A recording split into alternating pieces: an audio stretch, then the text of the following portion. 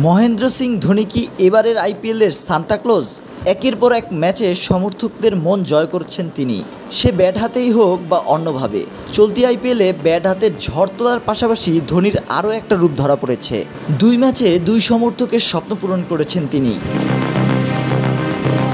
প্রথমটি চেন্নাই বনাম মুম্বাইয়ের ম্যাচে। চেন্নাইয়ের ইনিংসের শেষ 4 বলের জন্য ব্যাট করতে নেমে 20 রান করেন ধোনি। হার্দিক পান্ডিয়াকে পরপর 3টি ছক্কা মারেন তিনি। ইনিংস শেষে ধোনি যখন সাজঘরে যাচ্ছেন তখন দেখেন সিঁড়িতে একটি বল পড়ে রয়েছে। বলটি তুলে পাশেই দর্শকদের মধ্যে থাকা একটি বাচ্চা মেয়েকে দিয়ে দেন তিনি। মেয়েটির নাম মেহের। পরে সম্প্রচারকারী চ্যানেল মেহেরের ভিডিও প্রকাশ করেছে। সেখানে জানা যায় সে ক্রিকেটের প্রশিক্ষণ নেয়, বা হাতে ব্যাট করে।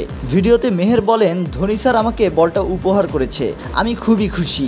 এই বলটা আমি রেখে দেব। আশা করছি আমি একদিন ভারতীয় দলের হয়ে খেলবো। আমিও একদিন কোনো এক সমর্থককে এই বলটা উপহার দেব। পরে চেন্নাই বনাম লখনৌ ম্যাচেও এক ভক্তের ইচ্ছা পূরণ করেন ধোনি। বিশেষভাবে সক্ষম একটি ছেলে ধোনির অনুশীলন দেখতে আসেন। হাতে ধোনির একটি ছবি নিয়ে এসেছিলেন তিনি।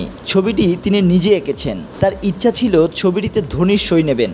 ম্যাচের আগের দিন অনুশীলন শেষে ফেরার সময় ধোনি সেই ছেলেকে দেখতে পান। তিনি এক নিরাপত্তারক্ষীকে নির্দেশ দেন ছবিটি নিয়ে আসার জন্য। তারপর তাতে সই করেন Dhoni. Ilias Ali, news desk, BD press box.